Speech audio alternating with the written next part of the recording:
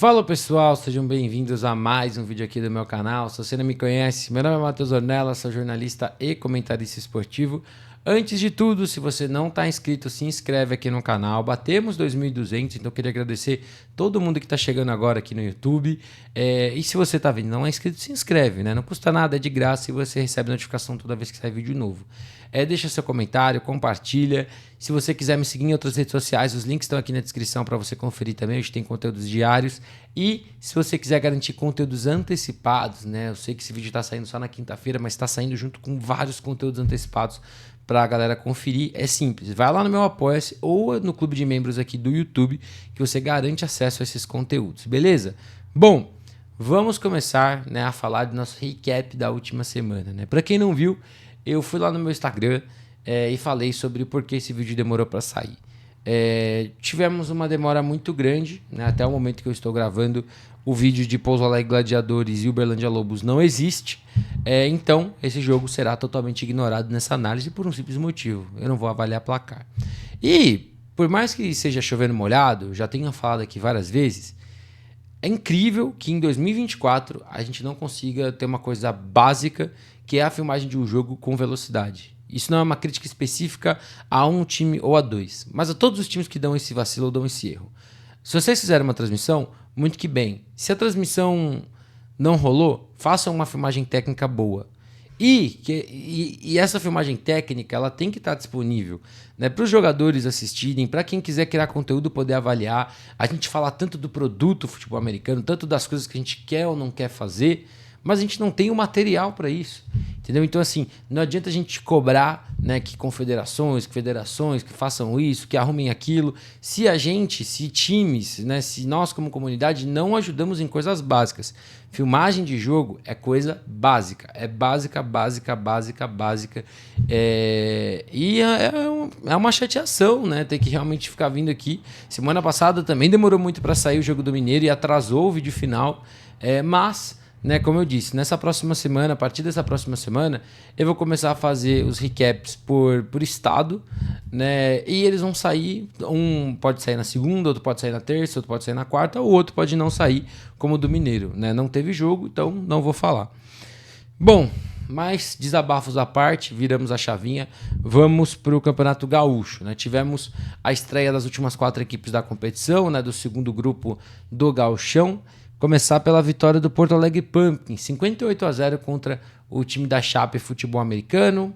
Dentro do esperado, eu acho que o jogo, né, o Porto Alegre Pumpkins começou o ano muito bem, né, eu até coloquei nas anotações, né, o ataque do Porto Alegre Pumpkins começou 2024 como terminou 2023, sendo muito letal pelo ar e conseguindo correr bem com a bola, né? Uma coisa que a equipe sofreu em vários momentos do ano passado, mas conseguiu ter mais de 100 jardas terrestres nesse jogo. Eu acho que o time conseguiu fazer um jogo muito bom, né? O Nicolas do Canto é um baita quarterback, já começou a temporada mostrando isso. Ok, que eu acho que a equipe da Chape não é um parâmetro, é uma equipe muito nova, que está começando a competir, né, em campeonatos oficiais. Eu acho isso muito bom. Inclusive, queria dar parabéns para a equipe da Chape, me mandaram um material ali no pós-jogo muito bom, muito legal. E assim, a equipe precisa continuar, precisa dar rodagem para a galera. Eu fiquei sabendo aí que não tem 10 jogadores na equipe que já tinham experiência prévia com o futebol americano e com campeonatos, né? Então é uma equipe que precisa jogar e assim, amistoso é bom, vale muito a pena, mas você também precisa desses jogos oficiais, você precisa sentir, né, um clima de campeonato para o seu time realmente conseguir ganhar essa casca.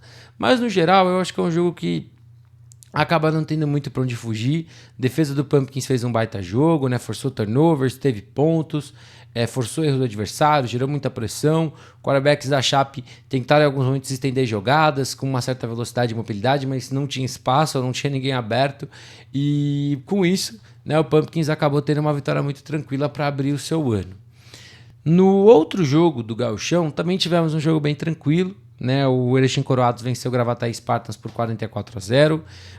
Um Gravataí Spartans um Erechim Coroados que me surpreendeu Primeiro, né, o Luffy realmente veio para a equipe, né? Eu lembro que eu tinha falado alguma coisa na prévia, existe um post, foi apagado, depois eu fui ver que agora o Erechim Coroados tem um perfil para o time, um perfil para razão social, e o Luffy já estava confirmado mesmo, né, jogador americano que já teve passagem pelo Brasil, se eu não me engano, pelo Fortaleza Tritões e por mais algum time no Nordeste.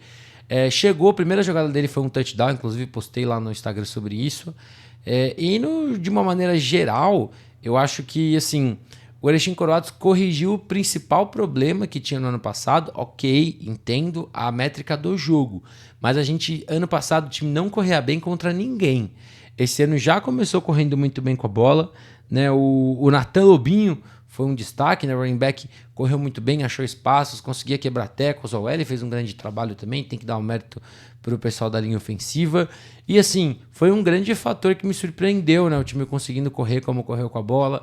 O jogo aéreo, eu acho que ainda está muito parecido com o que era no passado, né? Muita bola pendurada, algumas dão certo, algumas não dão. No segundo tempo, inclusive, acho que foram 2 ou 3 interceptações que a equipe acabou sofrendo. Mas, no geral, ofensivamente, controlou muito bem o jogo. Eu acho que poderia até ter usado mais do Luffy, né? Ele é wide receiver, mas ele teve algumas jogadas ali no backfield, inclusive a primeira. É um cara que de velocidade que, de repente, você pode usar de outras formas também. Motions, em screens. Colocar a bola na mão do jogador rápido, né? Geralmente é uma receita de sucesso. No Gravataí Spartans, também a gente acaba não tendo muito o que falar. É uma equipe que teve alguns flashes ali com seu ataque, tentou algumas jogadas criativas para tentar avançar, mas muita falta atrapalhou, o time não conseguia marchar. A defesa, apesar dos turnovers, sofreu fisicamente durante todo o jogo, então foi um jogo que a equipe não conseguiu dar muito a sua cara, né? Lembrando que as duas equipes encaram ainda Pumpkins e Chape, né, na fase de grupos. Indo agora para o Campeonato Paranaense, né? No Paraná tivemos 2 jogos essa rodada. Vou começar falando de Curitiba Crocodiles 36-0 no Paraná Guardian Saints. Um jogo que choveu muito, né? Atrapalhou muito o desenvolvimento da partida, né? Muito snap ruim que acabou virando fumble, que virou turnover, né? O campo não ajudou. E assim, atrapalhou ainda mais um time como o Paraná Guardian Saints, né? Um time que já tem problemas com o snap, né? Um time que já não consegue ter uma cara não tem um ataque tão definido ainda, né, nessa temporada. E assim, acabou atrapalhando ainda mais. Leandrinho sofreu muito, o jogo terrestre sofreu, o time não conseguiu achar formas de marchar, né? E a defesa, apesar de ter tido turnovers, ter tido alguns momentos também de forçar o erro do adversário, não conseguiu controlar o Croco correndo com a bola durante todo o jogo, né? O Croco, que eu acho que a gente até dá pouco mérito para um jogador que é o Sanhá, né? Que é um cara que joga muito bem, né? Running back grande, faz valer muito da sua força, sabe achar espaços, né? A equipe rodou ali também mais gente nesse jogo, né? Terceira partida do Xavier, que ainda é uma incógnita para mim, é um cara que faz bons passes, mas não tem cara de franchise quarterback, né? Vamos até dar um próximo passo, mas assim, é difícil. Eu acho que ele pode ajudar o Croco a vencer jogos nessas situações. Eu ainda queria muito ver um jogo mais apertado, mais parelho, para ver se o Xavier, se dava para tirar um pouco mais do Xavier. Mas assim, foi um jogo sólido dele. Não dá para falar que ele jogou propriamente mal. Acho que teve ali um lance ou outro de turnover em entrega de bola, mas mais uma vez a condição do campo e da chuva perdoam esses erros, né? Outro fator também foi muito legal, foi a equipe conseguindo usar bem o play action, né? Principalmente usando ali tight ends em passes curtos. Teve, se não me engano, 1 ou 2 touchdowns assim. E a defesa, mais um jogo bom, né? Gerando pressão, forçando turnover. Teve mais uma pick six, como teve no jogo passado, né? Um time que tá realmente bem montado, é um time experiente, é um time veterano, tá dando rodagem para uma galera mais nova, né? E isso também faz parte de um processo muito legal. E acho que o Croco tá caminhando bem, né, dentro do Paranaense, mas eu ainda acho que vai ter um quarterback novo aí eventualmente para disputar do Brasileirão, né? E eu falo isso sem querer ser desrespeitoso ao Xavier. Eu acho que o Xavier está se provando um sólido jogador, né, com um elenco bom ao redor, mostrando que não vai ser um cara que vai atrapalhar a equipe nesse tipo de jogo, sabe? Um cara que vai errar, mas no final vai acertar alguma coisinha. Não, ele tá provando seu valor, tá fazendo jogos sólidos, tá fazendo um bom trabalho, não tá perdendo muitas janelas, mas, mais uma vez, né? Eu acho que não é um cara para um jogo mais apertado, para um jogo mais parelho. Pô, o jogo terrestre tá engasgando, vamos precisar passar mais a bola, vamos precisar um pouco mais. Não sei, não consigo ver isso nele nesse cenário, né? Eu acho que a gente precisa ver ele nesse cenário, né, para bater esse martelo. E eu acho que vai demorar pro Krokus se ver nesse cenário. Acho que só talvez mais perto da final o time passe por isso. Acho que do Paraná Guardian Saints eu acabo não tem muito mais o que falar também. A defesa tá de parabéns porque conseguiu gerar algumas pressões, conseguiu, né, forçar ali alguns erros, conseguiu algumas jogadas, mas, né, o ataque não achou, não conseguia avançar, não conseguia ter janelas, e chega um momento que a defesa fica tempo demais em campo e isso acaba atrapalhando demais. Bom, vamos para o segundo jogo, né, do Paranaense. Paraná HP 17-0 no Francisco Beltrão Red Fit. Outro jogo que a chuva também fez um baita favor, né, de castigar muito do começo ao fim. Jogo que quem vê o placar não vê o jogo, né? O Paraná HP construiu aí seus 17 pontos no quarto e último período, né? Foi um claro jogo de tirar proveito das poucas situações positivas, né? Foi um ataque que continuou não correndo bem com a bola. O Vidal não conseguiu, né, ter uma consistência aérea, mas quando o time chegou, conseguiu fazer a sua parte, conseguiu pontuar e capitalizar. E no final das contas, vencer jogando feio é melhor do que perder jogando bonito. Então eu acho que esse é o que mais importa para o Paraná HP nesse momento. O time precisava voltar a ganhar e conseguiu isso contra o Francisco Beltrão Red Fit. Mais um jogo muito bom da defesa também. Encarar um Red Fit que é um time que tenta variar bastante as corridas e os passes, né? As duas equipes até começaram passando bem a bola, mas depois foi um pouco mais difícil de manter essa consistência. No jogo terrestre, às vezes dava um espacinho aqui ou outro, mas depois conseguia forçar uma parada, conseguia tirar, né, tirar alguma coisa, né, forçar ali um erro, e controlou muito bem a equipe do Red Fit, né? E eventualmente as oportunidades foram aparecendo para a equipe conseguir pontuar. Destacar também os special teams da equipe, né, que tiveram um field goal no finalzinho, bloquearam o chute da equipe de Francisco Beltrão.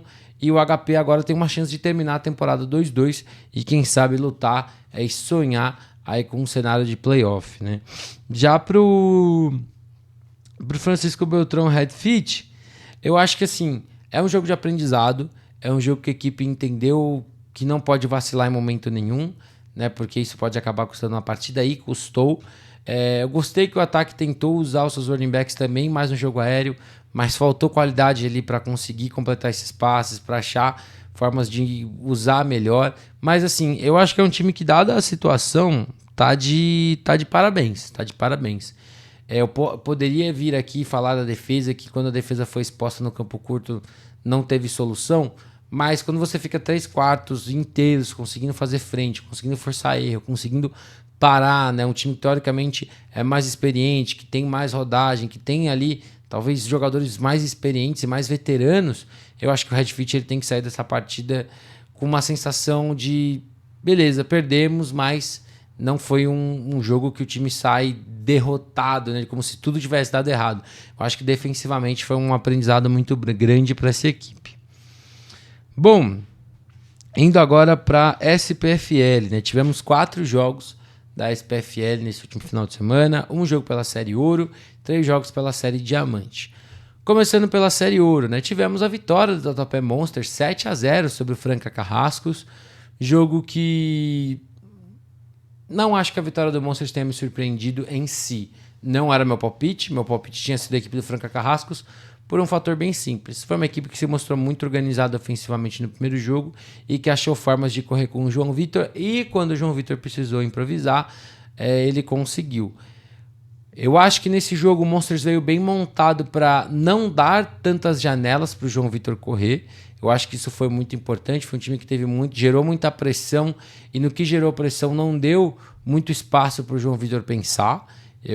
Isso foi muito bom, e mesmo assim ele teve algumas corridas, né? Acho que teve até algumas que não valeram por conta de falta, mas eu acho que a defesa do Monsters está de parabéns, né? Voltou, fez nesse primeiro jogo, e é muito complicado a gente dar algumas frases porque é começo de temporada, mas volta a ter uma cara do que era o Monsters há uns 2-3 anos atrás, o Monsters pré-pandemia, vamos dizer assim, que era uma defesa muito organizadinha, muito física, que perdia poucos tackles, que conseguia, né, ir minando o seu adversário até conseguir achar formas de gerar pressão, né? Teve turnovers, conseguiu ali realmente complicar muito a situação do Franca Carrascos, né? E quando o Franca teve oportunidades, quando o João passou a bola, né, tiveram passes ruins, tiveram passes dropados, né, um ataque que não conseguiu achar formas, achar soluções, né, para uma defesa que veio bem preparada para jogar contra você. Do ataque do Monsters, é um ataque que também relembra o ataque das antigas, um ataque que quer correr muito com a bola, quer ser físico, né, quer usar 2 jogadores no backfield, quer usar tight end, né, quer correr pesado e talvez fisicamente ainda não esteja lá. Eu acho que esse jogo do Franca é um bom indicativo, né? Você ainda vai encarar, você ainda pode encarar Guarás, que é um time físico, Storm, que tem uma fisicalidade para o nível do D2, o Werewolves a gente vai descobrir esse final de semana, mas assim, o Franca é uma boa régua, né, para você entender a sua fisicalidade no seu ataque. Tiveram alguns momentos interessantes? Tiveram, mas no geral foi um time que também sofreu um pouquinho mais. Porém, temos que dar o mérito, né, que no final ali, na campanha final para ganhar o jogo terrestre fez sua parte e conseguiu garantir a vitória. Mas do ataque, eu acho que a gente também não... Tem 2 pontos a gente falar desse ataque do Monstros. Primeiro, foi um ataque muito previsível, foi um ataque que tentou ali ser bom no básico, sim. Porém, na campanha do touchdown, fez valer sua criatividade, que é uma coisa também que a gente já viu em anos anteriores e eu acho isso muito legal. Colocar a bola na mão dos jogadores mais rápidos e fazer esses caras brilharem e acharem um espacinho. Foi assim que a equipe conseguiu pontuar. Outro ponto, a equipe tem que tomar cuidado quando vai para o jogo aéreo, né? O Afonso tomou 2 decisões bem ruins, que foram 2 interceptações.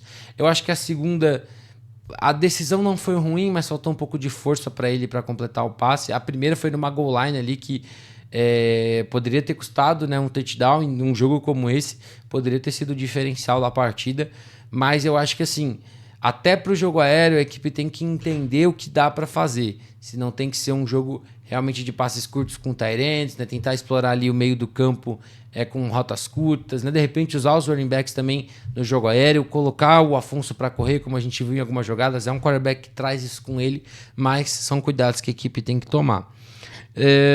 Do Franca Carrascos, eu acho que eu já falei um pouco do ataque, né? O L com o jogo abaixo, né? Cedeu muitos espaços, cedeu muitas pressões, forçou o João Vitor a tomar decisões mais rápidas ou a ter que sair do pocket e tudo mais. Então, o L que não conseguiu fazer um jogo muito bom. O jogo ofensivo não fluiu, né? O time não conseguiu encaixar de maneira nenhuma e isso estava muito nítido, né, nesse jogo. Muita falta também, o time do Franca cometendo muitas faltas nesse jogo e isso também atrapalha muito. Tiveram jogadas do ataque, o ataque progrediu e teve que voltar por conta de falta e matou campanha. Mas... E a defesa, eu acho que a defesa não dá para criticar, manteve o time no jogo o máximo que pôde, forçou turnovers, recuperou a bola, deu chances para o time vencer, acabou pagando nas jogadas criativas, mas elas são criativas, são chamadas assim por um motivo. São coisas que a defesa não tá esperando. Né? Mas tem muito mérito. Teve 2 interceptações, a interceptação na goal line ali, quando o Monster estava batendo na porta da end zone, depois de um erro nos special teams. E eu acho que sim, o Franca vai para os playoffs, né? Fecha a temporada regular com uma campanha de 1-1. O Monsters agora vai jogar contra o Moca. Caso vença, vai ser um dos 2 melhores gerais, né? Porque no seu grupo só ele pode ter 2 vitórias. No outro grupo, Guarás e Werewolves podem ter. Né? Então, a depender ali de Werewolves e Storm, a gente já pode ter um cenário mais desenhadinho, né, do que são os playoffs. Lembrando que todas as equipes vão passar, né? Mas se você ir direto para a semifinal, você ganha um joguinho aí para respirar, descansar um pouco mais. Bom, Série Diamante, vamos lá. 3 jogos do grupo B, né? O terceiro jogo aí de todas as equipes. Começar por Moura Lacerda Dragons 48-0 no Vikings. Jogo que me surpreendeu o placar, né? Falei sobre isso nas perguntas da semana. Eu achava que o Dragons era melhor, não achava que ele estava 48 pontos melhor que a equipe do Vikings. Mas quando você vê o jogo, você vê que foi um começo apertado, mas a equipe do Dragons tirou proveito de um bom começo dos Special Teams, né? E um drive seguinte onde o Hamel foi displicente e acabou tomando uma pick six. Né? Eu falei do desempenho do Hamel depois do jogo do Corinthians Steamrollers.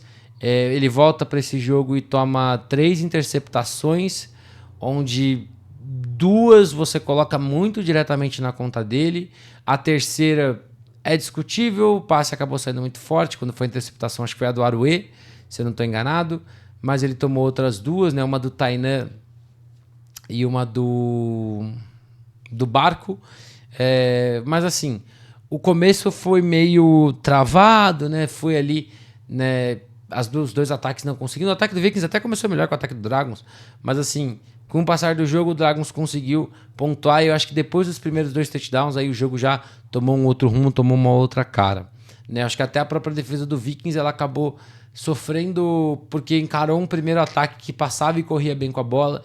Então conseguia uma parada aqui, forçava um passe incompleto ali, mas o Dragons tinha soluções, né, para tentar fazer marchar e se fez valer dessas soluções para conseguir achar espaços. Né? O ataque do Dragons também, como eu disse, né, foi um ataque que variou muito bem. Festúcia com média de quase 8 por carregada, 7.6 inclusive. A gente tem falado muito pouco de como o Festúcia, como running back, foi um baita fit para essa equipe do Dragons. Né? Um cara que veio como recebedor, né? Saiu da equipe como recebedor, voltou como recebedor e acabou assumindo essa bronca no backfield pela saída de outros jogadores. E assim, não é um wide receiver que pega a bola, né? Um cara que acha espaço, corre, lê bem o jogo e também é um fator no jogo aéreo. Então, assim, o Festúcio é um cara que eu gosto muito, acho que ele é um baita atleta, um baita jogador e tá se provando ainda mais como running back para essa OL do Dragons, para esse time do Dragons, né, que pode contar com ele. Outro nome que não dá para não falar, né, que eu brinco, né, envelhece como vinho, né? Como envelhece como vinho Heron Azevedo, né? Quase 100 jardas para ele, 2 touchdowns no jogo, o segundo sendo o touchdown que era para ser um tackle for loss, ele escapou da marcação, arrancou e foi para endzone. É um baita jogador, é um prazer ver o Heron Azevedo jogar, né? E ele é um baita complemento para um corpo de recebedores que já é muito bom, que tem várias características. Eu acho que o Heron traz o jogador e traz também a experiência. Então, assim, o Dragons ganha muito com ele desde o ano passado, quando ele tá com a equipe, e é um cara que do começo ao final do jogo tá se entregando e tá jogando muito bem. Da defesa do Dragons, né, eu destaquei, foram 3 interceptações, né, o Márcio teve 9 tackles no jogo, um número bem alto pro futebol americano, e foi uma defesa que foi se ajustando, foi se achando, né, cedeu poucos espaços, né, no jogo aéreo, no jogo terrestre, né, a equipe do Vikings também acabou não insistindo muito no jogo terrestre, acho que a necessidade e a realidade do jogo também obrigaram o time a passar a bola, mas correndo também, eu acho que foi o primeiro jogo que o time sentiu mais um impacto físico, realmente de trincheira. Acho que contra o Steam teve um pouco, mas contra o Steam teve janelas melhores. E eu acho que é um pouco disso, né? O resumão do jogo. Eu acho que agora o Vikings entra numa situação de playoff bem complicada, porque restam 2 jogos, né? Resta Spartans e resta Leme. Num cenário para o Vikings ir para os playoffs, né? O cenário ideal, a equipe tem que ganhar os 2 jogos. E aí você fecharia com 3-2. O cenário, que eu acho que é o que uma equipe pode mais sonhar ou almejar, é um cenário de 2-3. Né? Esse cenário de 2-3, você teria a Leme vencendo o Steam, mas Leme perdendo para o Vikings, né? E o Steam e Leme perdendo o resto dos jogos que tem pela frente. Né? O que não é um cenário assim dos mais impossíveis de acontecer. E por que eu falo isso? Porque se isso acontece, a gente vai ter um empate triplo de 2-3, né? E aí o saldo das equipes vai valer muito, né? Então vai depender muito de várias situações. Mas é aquilo, se a equipe do Vikings vencer os 2 jogos que restam, vai para os playoffs. Isso é um fato, né? Então, assim, é uma equipe que eu acho que já está jogando futebol americano melhor do que a gente viu no ano passado, né? Quando chegou na série Diamante. E tem uma chance real de bater a pós-temporada. Resta saber se vai conseguir jogar melhor contra a equipe do Leme Lizards, que eu acho que é o jogo para se ganhar, é ganhar esse jogo e começar a fazer conta. E o Spartans, que é um jogo mais difícil, mas que ano passado não foi um jogo tão ruim, né? A gente lembra do jogo do ano passado, Vikings e Spartans. Foi um jogo que a equipe do Vikings conseguiu segurar bem, mas ofensivamente não entregou. Então é pra gente ficar de olho, né? Mas aí Dragon segue invicto, único invicto e classificado para a pós-temporada já, com uma campanha de 3-0 por enquanto.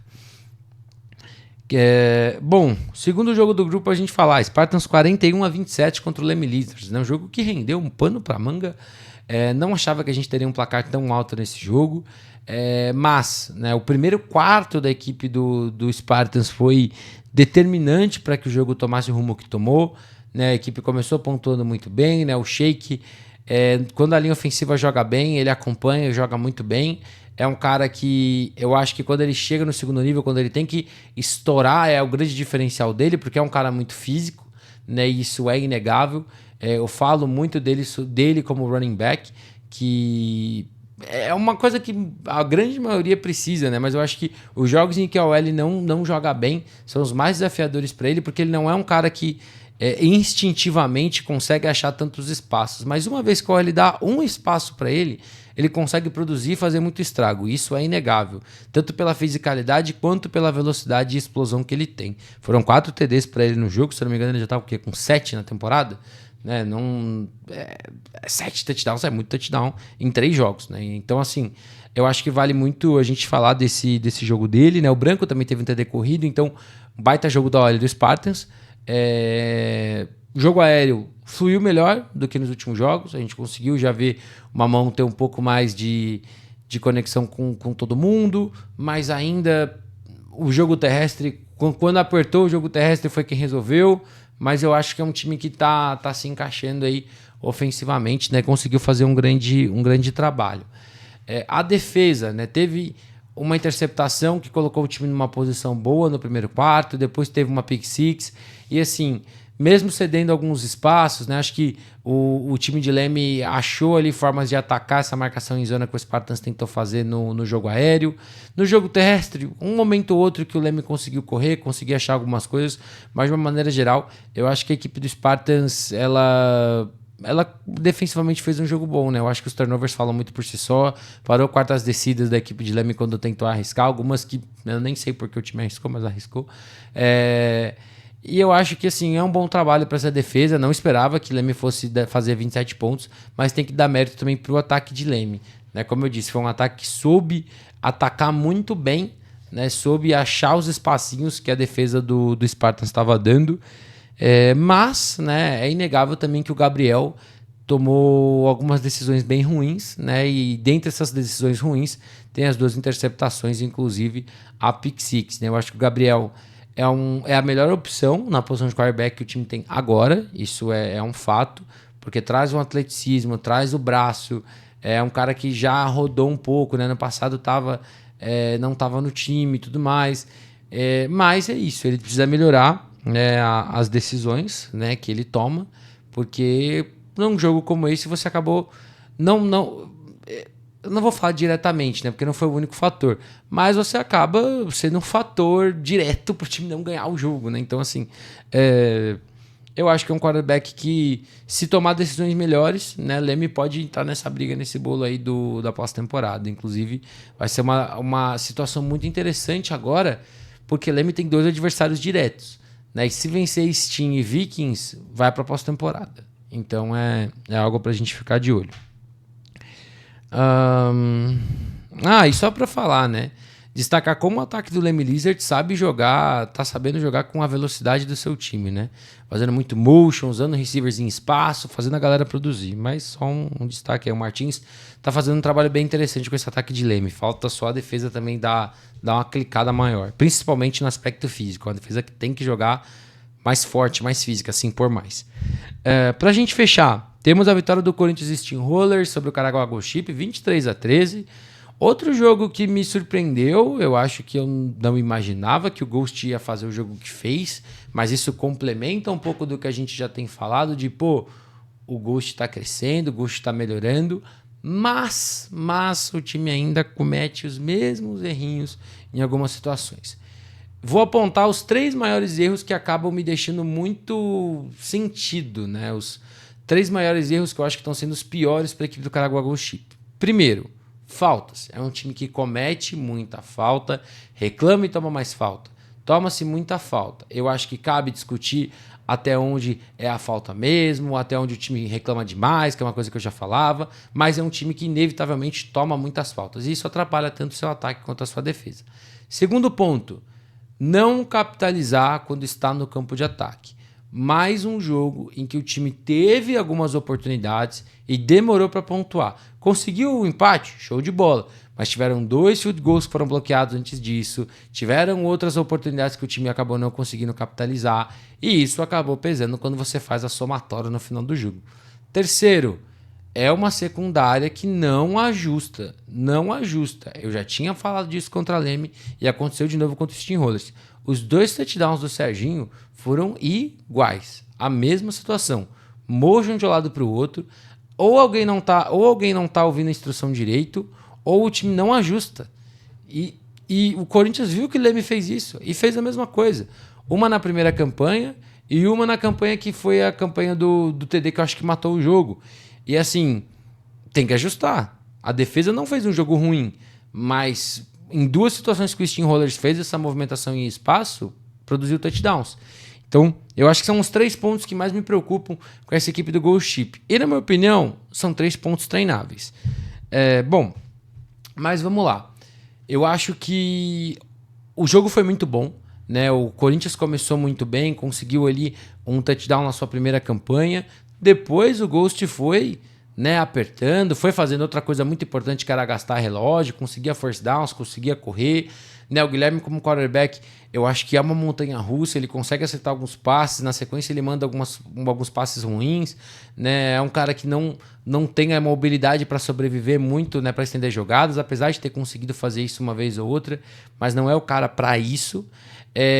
Mas assim, o Ghost fez um jogo muito mais inteiro do que eu imaginava, e eu acho que é um pouco disso que eu falo que é um time que melhorou muito do primeiro pro terceiro jogo. Eu acho que até na parte física, que é onde mais a gente fala, foi um time que conseguiu achar ali algumas formas de equilibrar. Né? Outro fator, special teams, né? Como eu falei, field goals bloqueados, né? Alguns retornos, né? Algumas situações ali que a equipe precisa ter ajuste. Né? Apesar de ter capitalizado, né, num erro do special team do Corinthians ali no comecinho do jogo, que foi a primeira oportunidade que o time bateu na red zone, na goal line, e não pontuou. Eu acho que agora o problema é que os últimos 2 jogos do Ghost, né, o Ghost que matematicamente não está eliminado, né, mas num cenário teórico é difícil você imaginar Ghost vencendo Spartans e Dragons e entrando num bolo de 2-3 ali, onde já perdeu para os 3 times que podem fechar com 2 vitórias também. Então é uma situação muito, muito complicada, né? Porque assim, ele teria desvantagem no saldo, né, nos 3 confrontos, e no confronto direto teria perdido para todos. Né? Então é uma situação muito, muito complicada. Né? Teria que torcer um cenário onde o Spartans perdesse os 2 jogos que faltam. Enfim, é uma matemática muito, muito maluca de se fazer. E não sei nem se matematicamente ainda dá. Mas enfim, é isso. Do Steamrollers, eu acho que fica um sinal de talvez tenha sofrido mais do que devia ou do que a gente imaginava. Talvez, mas no final das contas é o mesmo discurso do jogo do Vikings. Ganhou, e no final das contas é isso que importa. O Steamrollers está a uma vitória de mais uma vez ir para os playoffs. Né? O Steamrollers que nunca teve uma posição pior do que semifinal. Né? E depois do primeiro jogo, eu acho que muita gente ficou de cabelo em pé de, pô, esse time, será que vai ganhar de alguém? Daí conseguiu uma vitória na raça no primeiro jogo, no domingo de novo um jogo que parecia ter um pouco mais de controle, aí o Ghost empatou, aí o Ghost quase virou, e aí o time virou num field goal de 60 jardas do Sr. Emerson. Que perna para o Sr. Emerson. Né? Já tinha tido um de 52 no último jogo e um de 60 agora, quebrando o recorde do Amilcar, inclusive. Né? O Amilcar tinha um recorde com 59, esse recorde agora é do Emerson, né? 60 jardas para ele, né? Recorde do futebol americano brasileiro, né? O recorde da NFL é 66 jardas do Justin Tucker, se não me falha a memória. Mas vamos lá. Sobre o ataque do Steam. Começou muito bem, pontuou muito bem. Depois, sofreu para conseguir engatar, né? O Rivelis não conseguiu achar muitas janelas, né? Às vezes alguma situação ali que o ataque não conseguiu funcionar. Jogo corrido também. Eu tô achando muito interessante porque a gente tá tendo uma divisão muito maior do backfield do que a gente tinha em anos anteriores. Né? A gente via muito Ferrari, e a gente viu um pouco dos outros caras. Agora a gente vê uma rotação muito maior, né? O Custódio ganhando muita repetição, o Henrique ganhando muita repetição. E é interessante de se ver, né? Eu acho que é uma forma de você preservar, né? E obviamente o Ferrari sendo running back 1, eu acho que é uma forma de você preservar mais a saúde dos seus running backs, né? E você também conseguir rodar, ter caras aí de características diferentes que podem fazer muitas coisas. Depois, né? Depois do primeiro tempo, né? E o começo do segundo, quando o time acabou sofrendo, não conseguindo marchar, né? O Steam tomou uma decisão, botou o Suman para o jogo, né? Menino que chegou para a equipe, e o resultado não foi bom, né? Primeira campanha dele sofreu um fumble, na segunda campanha uma interceptação e depois ele saiu do jogo. É uma situação complicada e eu já tinha falado isso ano passado quando o Storm tinha feito isso. Qual que é a diferença? Eu acho que o Rivelles ele não entrega o jogo, ele não entrega o jogo dessa forma. E eu acho que talvez com o Suman ali, pelo nervosismo, não estou nem falando de uma capacidade atlética, porque o Suman pode correr com a bola, é um menino muito novo, você vê que ele tem força no braço, mas aquele jogo, o clima, fora de casa, torcida do Caraguá fazendo bastante barulho, porra, as primeiras 2 campanhas foram turnovers, eu acho que foi uma decisão acertada, né? E a sequência do jogo mostrou que sim, né? O Rivelles conectou os passes que tinha que conectar, né? Não tomou decisões ruins. Teve uma interceptação no final, né? No quarto período, mas foi uma bola dividida, né? Uma baita interceptação do Pezão, inclusive. Ele teve 2 na partida, então um baita destaque também para o jogador da equipe do Ghost Ship. Mas no final ele controlou um pouco mais a emoção, né? Do que o time precisava e precisa, sempre na questão de quarterback. Né, a defesa, eu acho que a defesa fez seu papel, né, conseguiu segurar o Ghost nessas derrocadas aí que a gente falou, né, várias idas à red zone.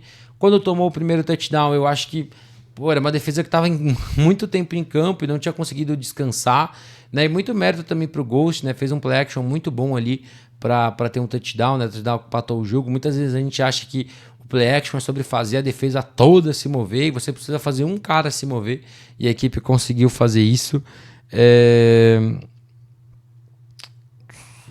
E eu acho que assim, acho que quando o Steam passou à frente, quando o Steam conseguiu 10-7, a defesa se controlou, né? O time conseguiu abrir mais, depois teve um touchdown de 80 jardas do jogador da equipe do Ghost, né? O Mbappé, me fugiu o nome dele agora, é o do Prado, mas assim, e um baita TD também da equipe do Ghost, né? Capitalizou ali numa formação que o Steam quis fazer mais pesada, né? Sem ninguém ali no fundo dando apoio, e ele conseguiu esse baita touchdown. Mas foi uma defesa que controlou, no final teve ali o sacks também para garantir a vitória, teve sack do Bro, do Jesus, enfim, uma defesa que fez o que tinha que fazer para ajudar o time a ganhar esse jogo. E eu queria fechar falando do Serginho, né? O Serginho teve 2 touchdowns, o Serginho que apareceu também nos últimos jogos. Eu até falei na entrevista pós-jogo com ele que ele tá se candidatando a ser aquele cara do Steamrollers que todo ano aparece, né? Eu já falei isso várias vezes, eu falo isso muito fora de gravação, sobre a importância de você formar jogadores, que é algo que o Steamrollers faz todos os anos, né? E todos os anos aparecem jogadores que a gente não conhece muito, né? E que acabam se destacando, que acabam achando espaço, e o Serginho, por enquanto, vai ser nesse cara, né? Conseguiu, é um jogador rápido, teve 2 touchdowns, é um cara que aparece, é um cara que não é um receiver, né, grandalhão, não é um cara físico, né? É um menino muito, muito rápido, então é algo pra gente ficar de olho, né? É um jogador interessante para essa equipe de Steelers e também, né, pra gente falar sobre isso, né? Tivemos a estreia de Gustavo Pires, né, o presidente da SP Tours, que já estava treinando com o Corinthians Steamrollers, né? Foi engraçado que quando ele foi anunciado, ficou muita gente, pô, mas ele vai jogar do quê? O que ele vai fazer? Nos primeiros 2 jogos ele não conseguiu jogar, mas ele estava inscrito. Aí nesse terceiro jogo ele foi, teve uma jogada.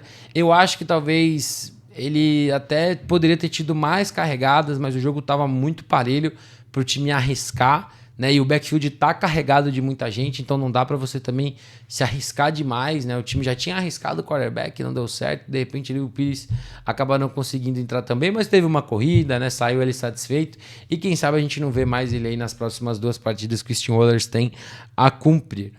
Bom, meu povo, mas o vídeo é esse, eu vou ficando por aqui. Mais uma vez, se você não tá inscrito, se inscreve no canal, deixa seu like, compartilha esse conteúdo, comenta, espalha para todo mundo. A gente precisa trazer essa galera toda do futebol americano aqui para o YouTube também. Se você quiser me conferir nas outras redes sociais, links estão todos na descrição para você dar uma olhada também. E se você quiser garantir conteúdo de forma antecipada, é simples. vai lá no meu Apoia-se ou no clube de membros aqui do YouTube e você garante conteúdo sempre um pouquinho antes, beleza? Tamo junto e até a próxima!